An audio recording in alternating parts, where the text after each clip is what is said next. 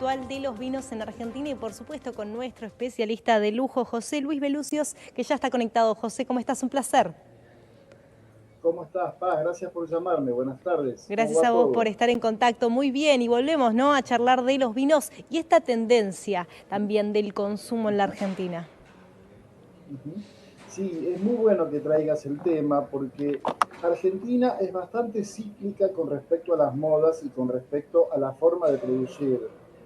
Me tengo que remontar, como hacemos muchas veces, a la historia un poco de lo que ha ocurrido en la Argentina y hasta los años 90, principios 91, 92, Argentina era un mundo completamente diferente al resto de todo el mundo vitivinícola en su mayoría, porque consumíamos vinos mucho más añejados en toneles grandes de roble, con lo cual eso significaba que los vinos tenían una característica de envejecimiento mucho más importante cuando lo Sí, íbamos a consumir, lo que se llaman los vinos más oxidados. claro, Eso significaba que no pudiéramos exportar porque no era el sabor que el mundo pedía y claro. teníamos muy baja exportación en ese momento.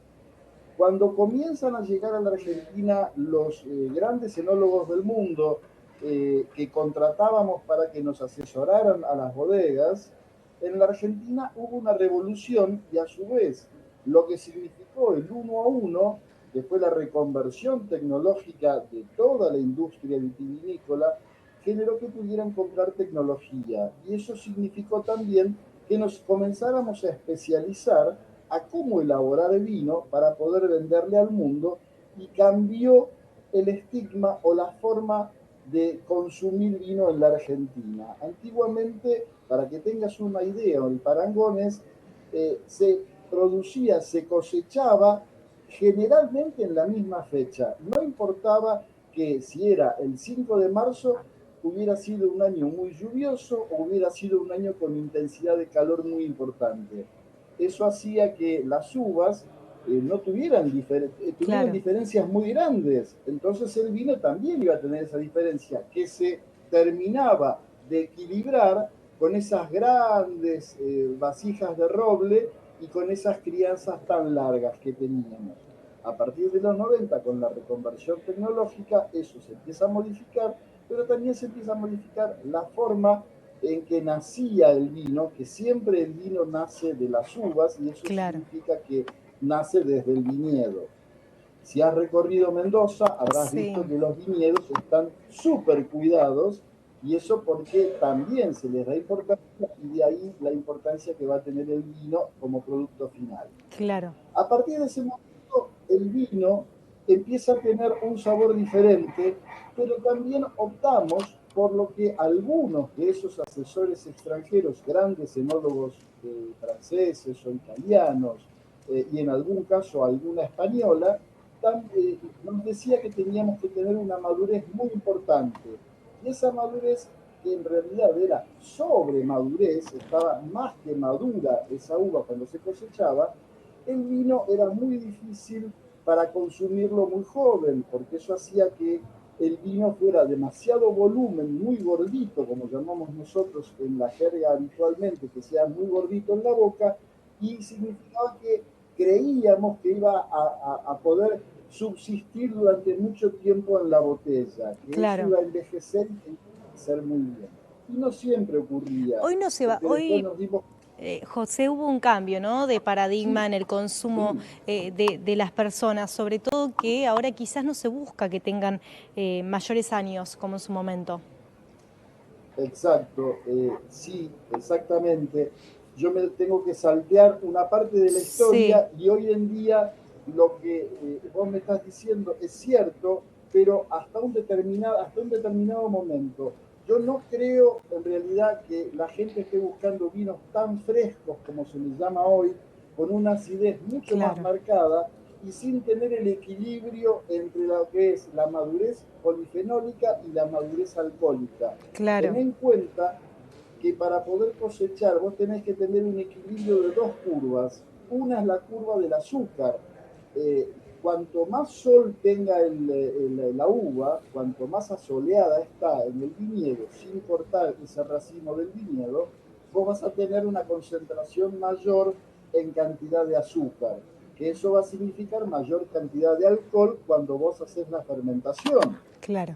Hoy se está buscando, para mí, no es lo que busca el consumidor argentino, pero sí lo que busca el consumidor europeo, está buscando cosechar antes para tener mayor frescura y no tanta densidad en la boca.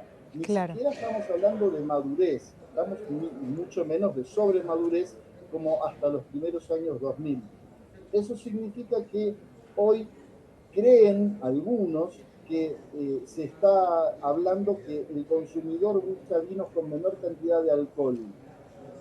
No sé hasta dónde, porque ahí ya estamos perdiendo inclusive impronta de lo que significa el vino argentino. Y el vino argentino, por lo que nos reconocen en el mundo, no es ni más ni menos que los vinos con un color intenso, con sabores definidos y Sí. también intensos, y eso hace que todo eso empiece a perderse por algunas elaboraciones que hoy estamos viendo y que están sucediendo. Y cuando nos juntamos con consumidores en degustaciones que armamos, degustaciones para consumidores, Sí. esas degustaciones la gente realmente aplaude cuando encuentra vinos que tienen buena crianza, o sea, buen Claro. paso por madera, y ves una cantidad de sensación de madurez interesante, importante. Bien. Y a Acá nivel lo que tenemos que tener internacional, en José, cuenta, ¿se está valorando esto mismo, este equilibrio que estabas mencionando? bueno, todo va a depender a dónde vayamos a querer exportar y Bien. dónde queremos vender. En Europa hay un consenso que la gente más joven, te hablo gente más joven entre 35 y Sí. 45 años, está empezando a buscar vinos que sí son más frescos y que tienen menos cantidad de alcohol.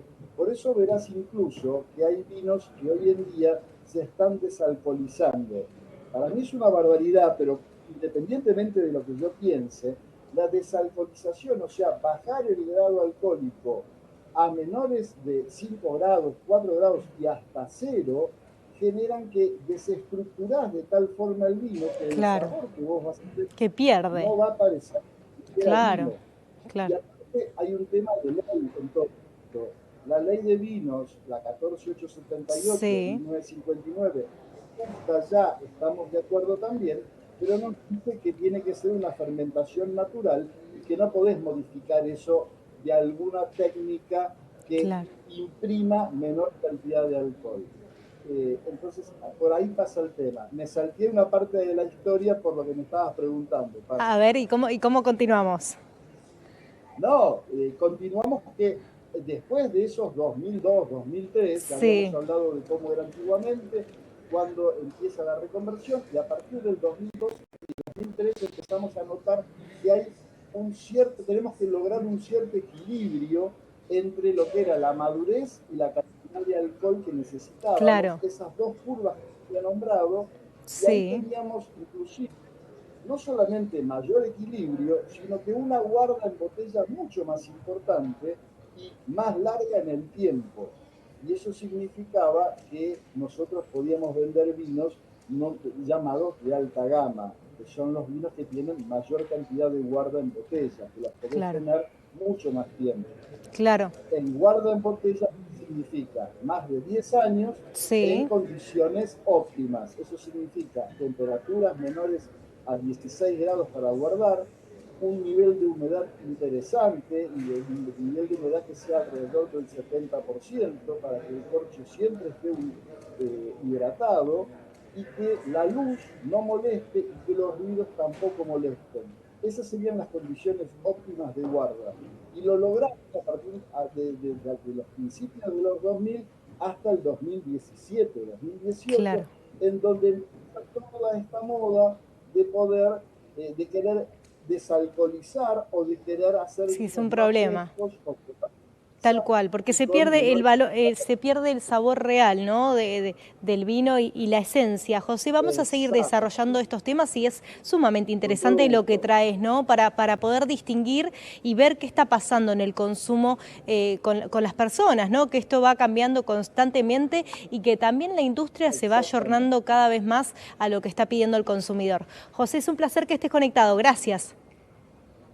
Y muchas gracias, Paz, por el llamado. Muy amable. Hasta la semana que viene. Un abrazo Gracias a vos. Gracias. Hasta luego. Enseguida venimos con más información.